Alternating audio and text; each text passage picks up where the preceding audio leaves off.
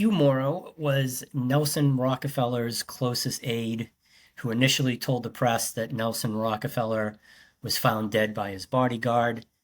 This was not true. He was actually found dead from a heart attack after having an affair with a younger woman. But the reason that's a tie to me, I believe there's some very strong ties to Nelson Rockefeller and the assassination. Can't definitively prove that he was involved, but he was certainly in a position to know a lot about the assassination.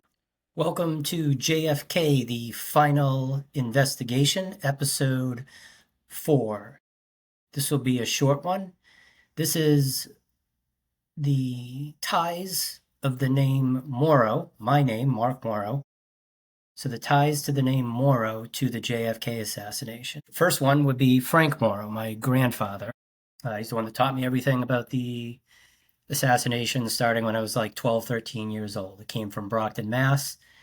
He actually felt at one point that the CIA had bugged his phone after he went to a JFK assassination conference in the mid-70s. Weird noises kept hearing after the phone immediately after he went to this conference. So that's kind of where it all started. Then there's, of course, me. I've been researching it for over 37, 38 years myself. My name, again, is Mark Morrow. You know, for a long time, I'm 50 now. I used to be one of the younger researchers into this, and I guess that's no longer the case.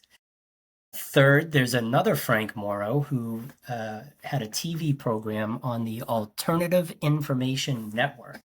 This guy was no relation to us whatsoever, and he did TV shows on the JFK assassination in the 1970s. There's a Robert Morrow, who was a CIA officer that authored a couple books on the JFK assassination. I guess the CIA let him do this. He claims these books were 50% true and 50% made up. So fiction and nonfiction kind of together. And obviously in the CIA at that time. There's another Robert Morrow, so this is now number 4, that is a JFK researcher from Texas. He is no relation to the Robert Morrow that's in the CIA, and also no relation to me whatsoever. He's a very big LBJ did it type researcher. You can find him on the internet. If you email him, he'll send you his whole file on the JFK assassination. So that's number 5, actually. Number 6, Susan Morrow. She's the older sister of Judith Exner, who was Sam Giancana and JFK's girlfriend. She was born Jacqueline Ann Bernadette Moore, and may have had important information about Kennedy and Giancana in their relationship. So kind of a loose tie on that one. And then there is Hugh Morrow. Hugh Morrow was Nelson Rockefeller's closest aide who initially told the press that Nelson Rockefeller was found dead by his bodyguard. This was not true. He was actually found dead from a heart attack after having an affair with a younger woman. But the reason that's a tie to me, I believe there's some very strong ties to Nelson Rockefeller and the assassination. Can't definitively prove that he was involved, but he was certainly in a position to know a lot about the assassination, had a commission in his name that came to conclusions on the Kennedy assassination that were completely wrong. So whether he was just hiding something or not, we'll never know. But I have other videos on that if you'd like to look at them. So 7 names just there tied to the JFK assassination. It's pretty wild.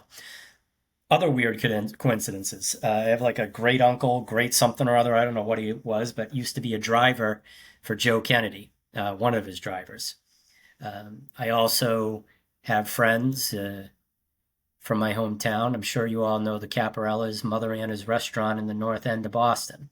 I lived above that restaurant for 2 years. Both JFK, RFK, and Teddy all used to eat there. And there's photos of JFK in the restaurant before it closed down with the initial owner, which is our friend's grandmother, Mother Anna. I have a cousin that tutored Nelson Rockefeller's, one of his sons at Dartmouth. I don't know which son it was, but it was the one that was the gay one. I don't remember his name.